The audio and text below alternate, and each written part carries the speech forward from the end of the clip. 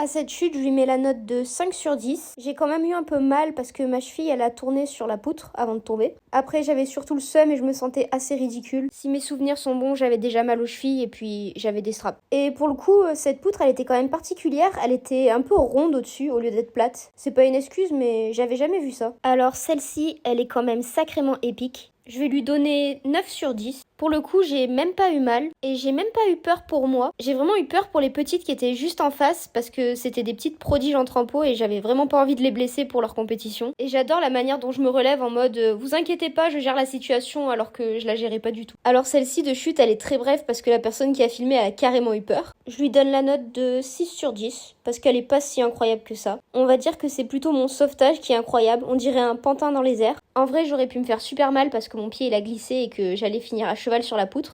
Au final, ce sont mes poignets qui ont amorti le choc. Pour le coup, j'ai eu vraiment mal au poignet et nulle part ailleurs.